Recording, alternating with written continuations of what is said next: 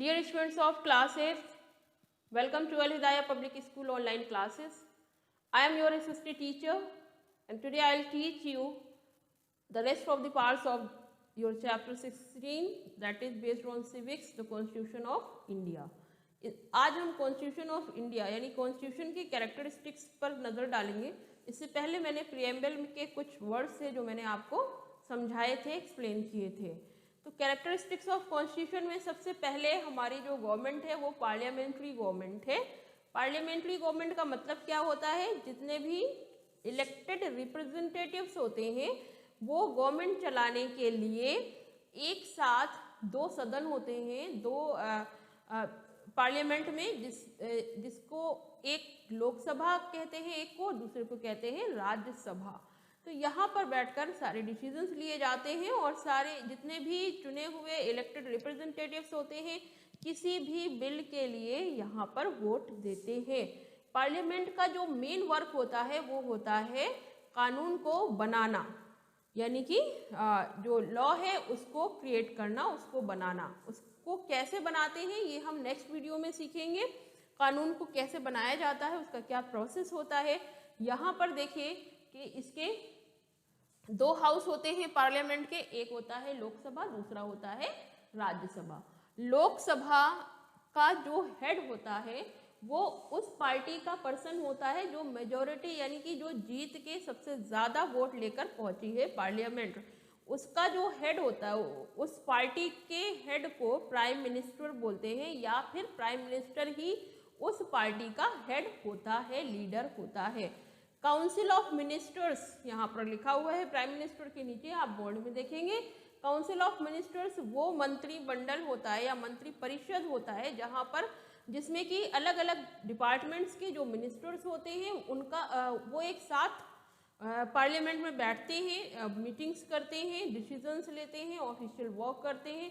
उनका जो लीडर होता है वो प्राइम मिनिस्टर हो गया और जो उसके अंडर में जो और मेंबर्स हो गए वो क्या हो गए? Council of ministers. वो जीते हुए रिप्रेजेंटेटिव जो किसी ना किसी डिपार्टमेंट के मिनिस्टर बनाए गए हैं। अब आगे देखते हैं कॉन्स्टिट्यूशनल हेड। कॉन्स्टिट्यूशनल हेड कौन होता है, यानी पूरे देश का जो हेड है वो कौन है? वो है प्रेसिडेंट।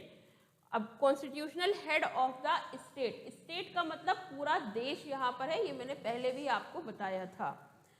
तो ये तो हो गया प्रेसिडेंट, यानी ये दोनों हाउसेस का जो हेड होगा वो भी कौन होगा? प्रेसिडेंट होगा। इसके अलावा अपने कॉन्स्टिट्यूशन में ये प्रोसेस है कि उसने देश को फेडरल सिस्टम बना के रखा हुआ है। फेडरल गवर्नमेंट्स होती हैं।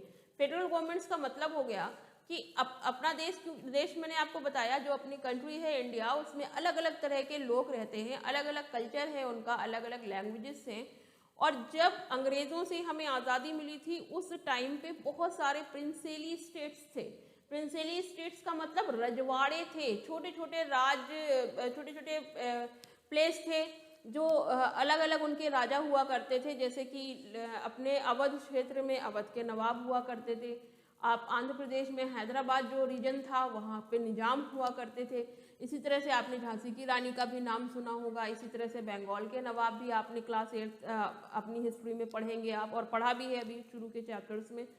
तो अलग अलग जो रजवाड़े थे ये इसी तरह से राजस्थान वगैरह में भी थे, गुजरात में भी थे। तो सरदार वल्लभ भाई पटेल वॉज द पर्सन जिन्होंने सबके साथ मीटिंग करके सबको आज़ादी के बाद इंडिया के एक पूरे जो इंडियन सब कॉन्टिनेंट कहा जाता था उसको इंडिया बनाया। यानी कि सब कॉन्टिनेंट का मतलब उसमें अलग अलग तरह के, इंडिया जैसा है आज के टाइम पे दिखता है वैसा पहले नहीं था। तो अब जो उसकी जो लैंड बाउंड्रीज वगैरह सब बनाई गई हैं वो किस पर्पस से बनी है कि अलग अलग रजवाड़ों को सबको एक साथ यूनिफाई कर दिया गया, एक साथ मिला लिया गया और उसको कहा गया उस देश को इंडिया। तो इन प्रिंसेली स्टेट्स को जब अलग अलग स्टेट्स बन गए तो यहाँ पर बहुत ज़्यादा ज़रूरी था कि हर स्टेट के कल्चर को ध्यान में रखते हुए फेडरल सिस्टम लाया जाए। इसीलिए अलग अलग राज्य बने हुए हैं, यानी सेंट्रल गवर्नमेंट के अंडर फिर उसके बाद में भी अलग अलग स्टेट्स हैं। पूरे देश की कमांड सेंट्रल गवर्नमेंट के पास है, बट आप देखते हैं प्राइम मिनिस्टर के अलावा चीफ मिनिस्टर्स भी आप सुनते हैं, स्टेट्स यानी कि राज्य भी सुनते हैं आप। जैसे कि यूपी हो गया, एमपी हो गया, महाराष्ट्र है, गुजरात है, इस तरह से अलग अलग राज्य और इन हर राज्यों के अलग अलग मुख्यमंत्री हैं। तो ये कहलाता है फेडरल सिस्टम, जहाँ पर सेंट्रल गवर्नमेंट के साथ साथ अलग अलग स्टेट्स के भी गवर्नमेंट होते हैं। अब यहाँ पर जो हम स्टेट्स वर्ड यूज कर रहे हैं वो प्रोविंसेस के लिए यूज कर रहे हैं, राज्यों के लिए, छोटे छोटे जो जैसे कि यूपी और एमपी फॉर एग्जाम्पल। तो यहाँ पर कॉन्स्टिट्यूशन में 98 सब्जेक्ट्स ऐसे हैं जो सेंट्रल गवर्नमेंट के लिए बनाए गए हैं, जो पूरे देश की वेलफेयर की बात करेंगे सेंट्रल गवर्नमेंट। 62 स्टेट्स ऐसे हैं जहां पर गवर्नमेंट जो है सेंट्रल गवर्नमेंट ना डिसीजन लेकर के स्टेट गवर्नमेंट यानी उसी राज्य की, जैसे कि यूपी राज्य की जो गवर्नमेंट है वो 68 सब्जेक्ट्स ऐसे हैं उसके लिए बनाए गए। इसी तरह से बिहार, इसी तरह से एमपी, यानी कि हर अलग अलग राज्य के लिए उसमें स्टेट गवर्नमेंट को ही डिसीजन लेना है और पीपल के वेलफेयर पे वर्क करना है। 52 ऐसे सब्जेक्ट्स हैं जो ज्वाइंटली हैं, जिसमें कि सेंट्रल गवर्नमेंट और स्टेट गवर्नमेंट दोनों मिलकर डिसीजन लेते हैं हर स्टेट के लिए। तो ये कहलाता है फेडरल गवर्नमेंट सिस्टम। आगे आते हैं, judiciary is free to explain the constitution. अब देखिए, गवर्नमेंट डिसीजन नहीं लेती है। अगर किसी ने चोरी करी है, पुलिस ने उसको पकड़ा है और उस पर मुकदमा चलाया जाएगा, तो मुख्यमंत्री नहीं कहेगा इसको जेल में डाल दो, प्राइम मिनिस्टर नहीं कहेगा, इस प्रधानमंत्री नहीं कहेगा इसको 5 साल की सजा दे दो, इसको सारी ताउम्र जेल की सजा दे दो। नहीं, उसको जो उसका जो ट्रायल है वो कहाँ पर होगा? जुडिशरी सिस्टम के अंडर में होगा। जुडिशरी सिस्टम का मतलब हो गया कोर्ट में होगा। और जुडिशरी को ये फ्री है, उसको ये राइट मिला हुआ है कि कॉन्स्टिट्यूशन में जितने भी लॉ एंड ऑर्डर्स बने हुए हैं उन सभी को वो एक्सप्लेन करे। एक्सप्लेन कैसे करे?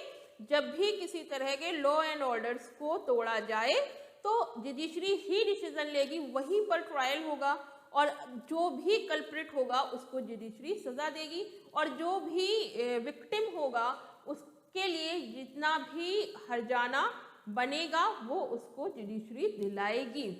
अब आगे देखिए जुडिशरी किस तरह से वर्क करती है। जुडिशरी 3 लेवल से वर्क करती है। पहला है सेशन कोर्ट, जैसे कि अपने देश में राज्य है, राज्य के अंदर डिस्ट्रिक्ट्स यानी कि जिले बने हुए हैं, तो हर जिले का एक सेशन कोर्ट होता है जहां पर सेशन जज होता है, वो डिसीजन लेता है, वो ट्रायल वहीं होता है।